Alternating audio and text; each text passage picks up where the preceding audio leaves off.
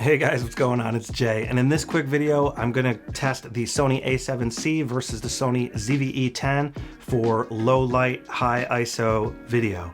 And obviously the A7C cost a lot more than the ZV-E10, so to justify that price, you have to really see with your own eyes. If you're using good lighting and a good lens, you really can barely tell the difference between the two cameras. That's how good the Sony ZV-E10 is. I got some lab footage here where I'm gonna do an ISO run in the lab while recording video, and then I'll be able to compare the cameras left and right so you can definitively see the exact difference between the ISO levels and the noise and the detail retention in the shadow areas, for example. For this test, I'm using the best quality possible that I know how to get out of these cameras, and that's using S-Log2.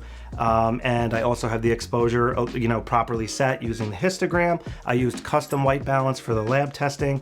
I used the 35mm f1.8 Sony lens for both cameras.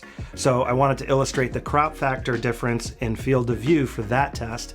But when I switched it to the studio test, I used the Viltrox 23mm f1.4 lens on the ZV-E10 to try to get an equivalent focal length to the 35mm. So in the studio, I have both cameras set up at the same time, and it looks like basically the same field of view. So you can get that look. All right, so here's the A7C, and again, I'm using S-Log2. The lowest ISO is 500 to start. And here is the ZV-E10. So you can see how much that crop effectively zooms in.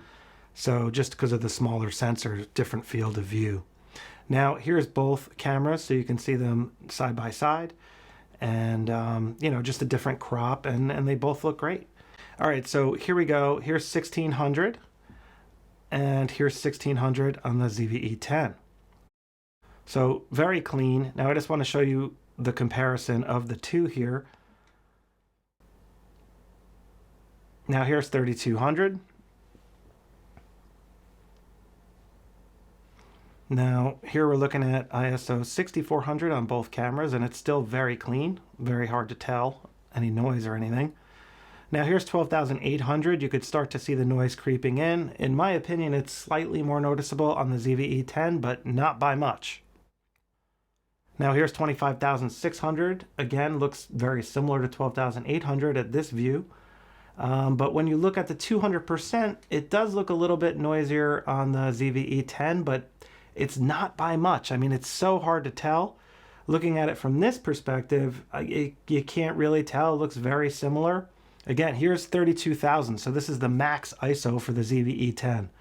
Now punched in at 200%, you can see it looks a little bit noisier on the couch and in the shadow areas, but it's only a tiny bit.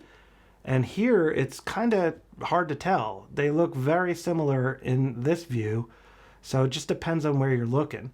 Now the ZV-E10 is maxed out, so the A7C keeps going. So here's 51,200, and you can see it's pretty noisy right here. Now here's 102,400. It's very noisy. All right, guys, so here I am in the studio. I'm still using S-Log2. The only difference now is I'm using auto white balance. Now I have the A7C here, I have the ZV-E10 here. We'll just see if there's any difference. So again, this is at the lowest ISO for S-Log2, which is 500. Now both cameras are at f2.8. The difference here though is I'm using the Viltrox 23mm f1.4 lens as opposed to the Sony 35mm f1.8 lens on the A7C. Now, but both lenses are set to f2.8.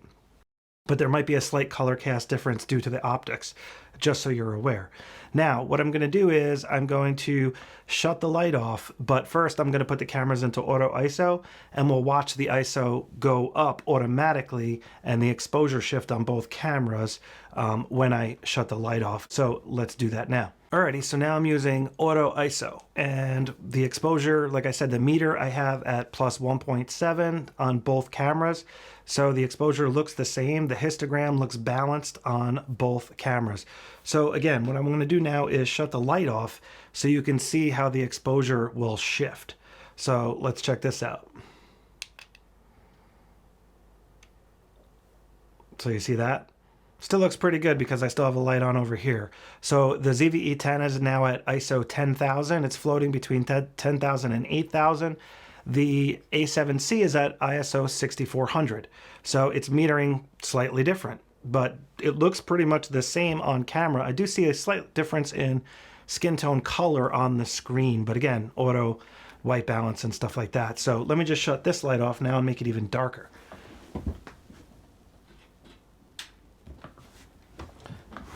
All right, so now it's even darker and we're pretty much just looking at computer light. The screens on my computers here. So the ZV-E10 is at ISO 32,000 and it's blinking, leading me to believe that it is underexposed slightly, or at least that's what the camera thinks. Now the Sony A7C is at ISO 20,000. So let me put these computer monitors in sleep here. So we get rid of that light. All right, so now we're looking at really low light. So now the A7C bumped up to ISO 51,200 and the ZV-E10 is just blinking because there's no more ISO for it. So it's gonna start to underexpose. Now I could make it darker by increasing the aperture, but I didn't really wanna illustrate that. I just wanna show you how these cameras like work, you know, when in a low light environment. And this is how they compare. Just throw the light back on. And let the cameras adjust.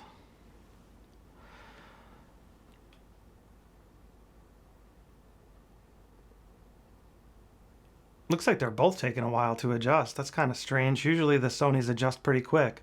All right, so now we're back. The A7C is at ISO 500. The ZV-E10 is at ISO 800 or 640. It just switched to. So that's what we're looking at, guys. So A7C versus ZV-E10. I think after you watch this, you're going to see that they're so close that I mean, the performance is incredible on both cameras, but particularly the smaller sensor on the ZV-E10, it really does handle the low light situation better than I expected when doing, you know, a pretty hardcore test like this. So you guys can judge for yourself, but it's pretty close. I appreciate you guys checking out my video. And again, I really hope this helped you illustrate and visually see like the difference with your own eyes so you can make an informed decision yourself. You know what I'm saying? Because the ZV-E10 is such a good value camera, especially if you're using good lighting. So just keep that in mind, all right? If you want to see the full review of the Sony A7C and the ZV-E10, you can check out over here. I'll have their full review of each of those cameras.